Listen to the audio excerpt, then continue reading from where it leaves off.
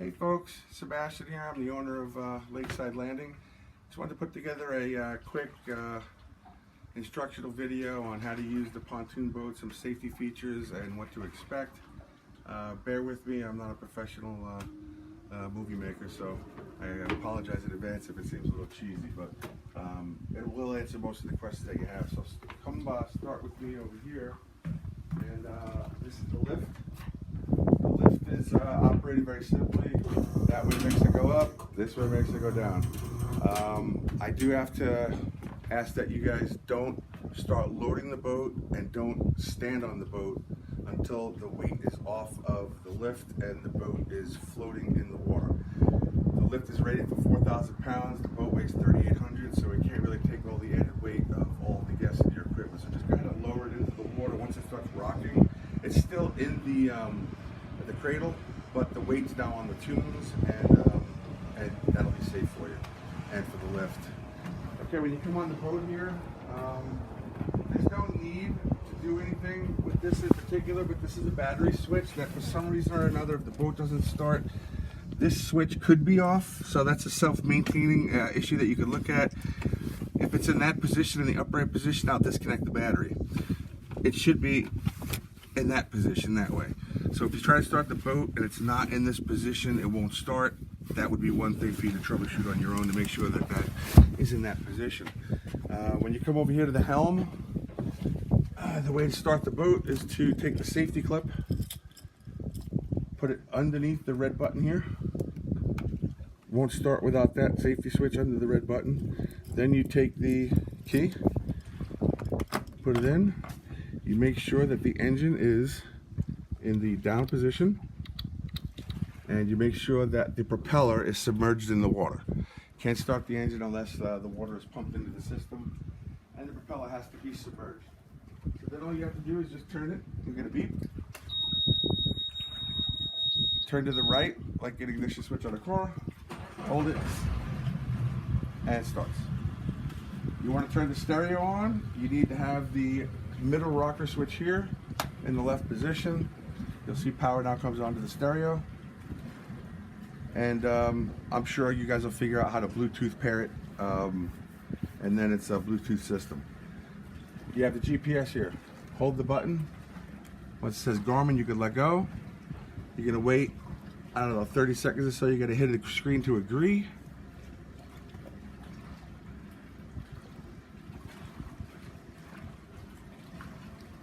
And once it comes up and says agree, you're going to go ahead and hit that. It's going to bring you into all your sub menus, and I'll show you the basic operation of it. There's hundreds of things that this thing can do.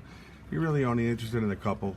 The first thing that it could do is it displays all your gauges. It's got the maps, tells you your fuel flow. I'm going to go back to the home page. Okay, so that's the home page. So if you want to check the gauges, you hit gauges, engine.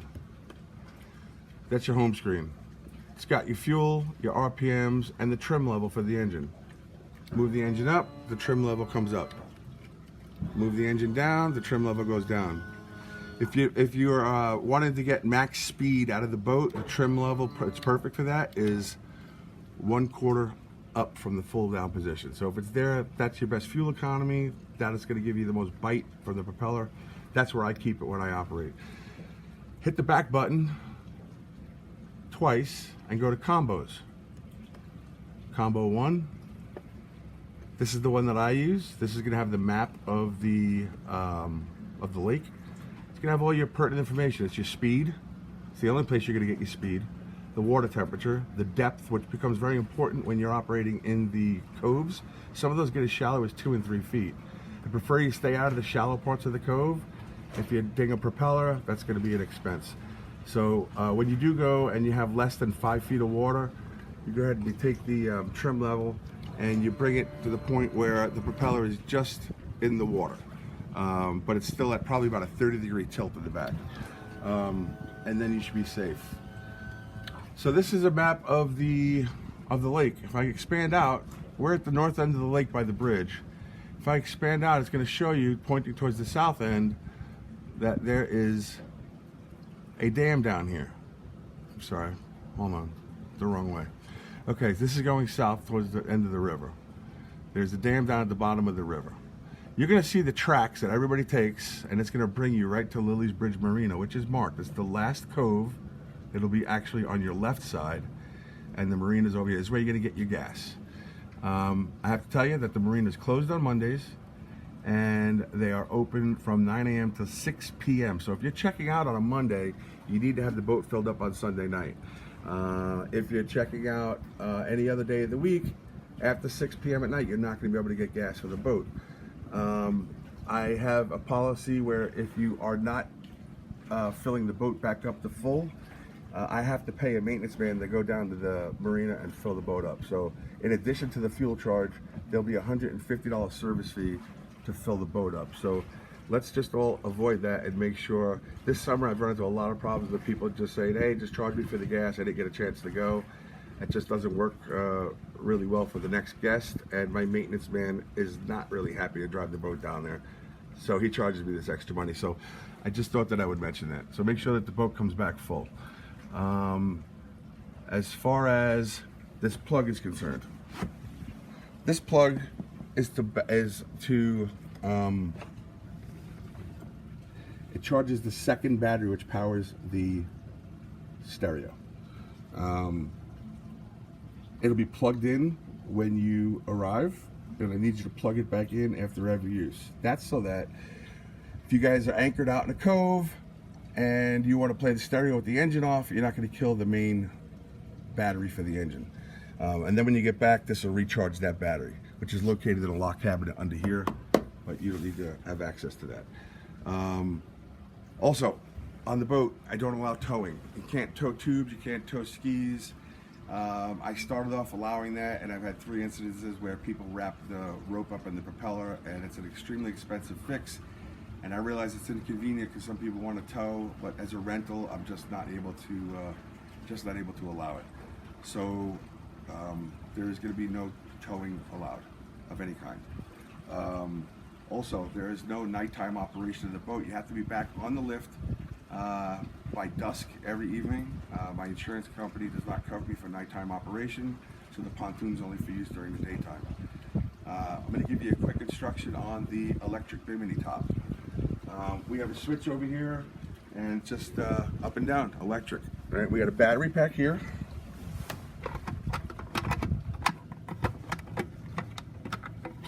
Battery slips in just like a drill battery. There's a button here, you push on it and it pulls out. I have a spare battery in the storage room. I'll just bring you real quick to show you where that is. You're supposed to get 60 or 70 up downs out of the battery.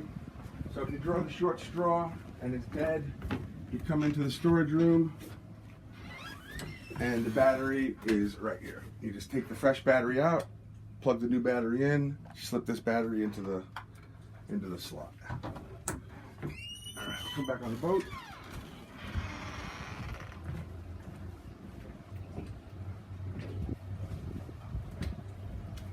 As long as the batteries slip back into this pack, you got a button here and it makes the top go up and down. It raises. It'll go any angle you want, 45 degrees, full up, full down.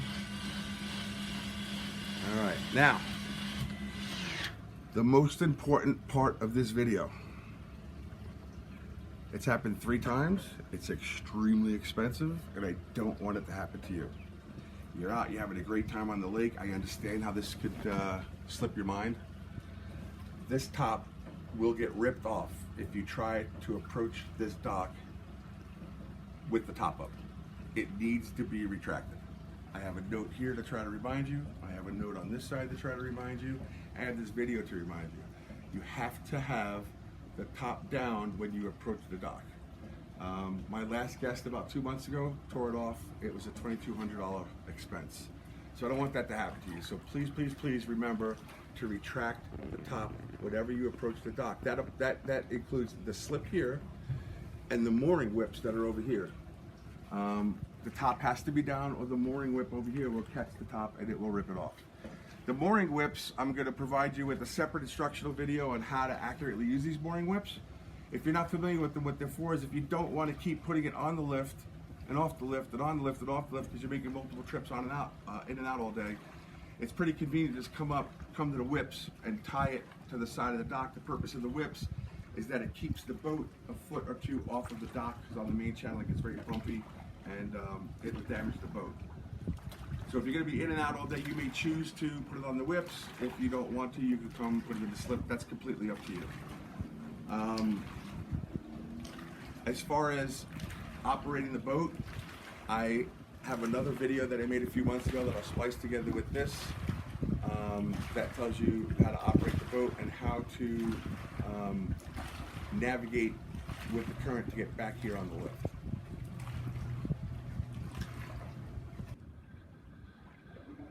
Okay folks, this is my dock here. I just wanted to point out that on the right hand side you'll see two dock whips. If you don't want to continuously go in and out into the dock area, it's very convenient just to pull up to the right side of the dock there and use the dock whips to tie yourself up for an hour or 2 hour break.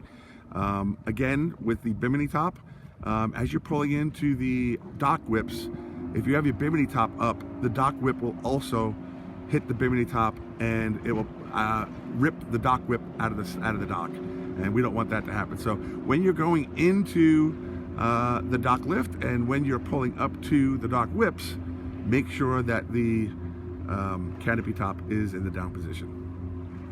Folks, when you come in and approach the dock, you have to judge which way the current's going. Today we don't have much current, but sometimes there's a swift left or swift right current depending on the day and the wind. So today we're pretty much just going to line up straight in. If it was coming from the right, you're going to line up to the right and kind of crab your way into the dock area. But you really want to approach at a very slow speed.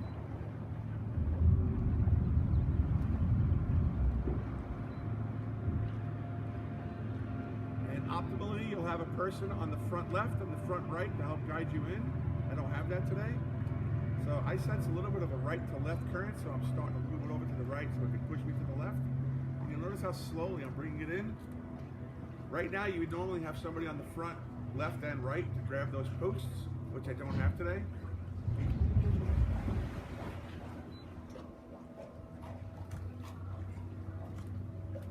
So I'm going to have to do it myself. So I'm going to get up, I'm going to line myself up. And just at this point here, you're in neutral, just pull yourself in. You can see as I'm doing now, I'm just pulling myself in.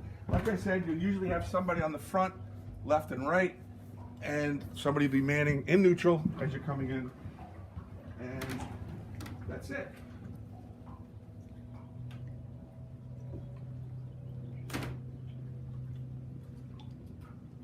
Okay.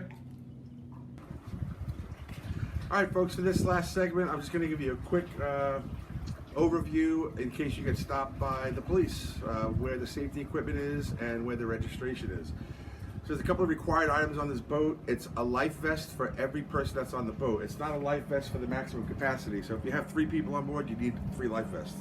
If you have the max capacity of 12, you need 12 life vests. There are 14 life vests. I'm going to show you where those are. All the lifeguard vests are the Coast Guard approved type orange life vests. They're here in the well. What else they'll ask for? Excuse me. What else they'll ask for is a throwable flotation device. They're going to ask for a fire extinguisher, and they may or may not ask for a Coast Guard compliance kit. That's got flares, whistles, first aid, and anything else that may be required. When I've been stopped, I haven't been asked for that. But you'll definitely be asked for the fire extinguisher, the throwing device, and the life vest for every passenger. If they ask for the registration, I have it here dangling from the key. You just open that up, and the registration is rolled up inside of that. So that is the Coast Guard compliance part of the video, and thanks for paying attention. I appreciate it.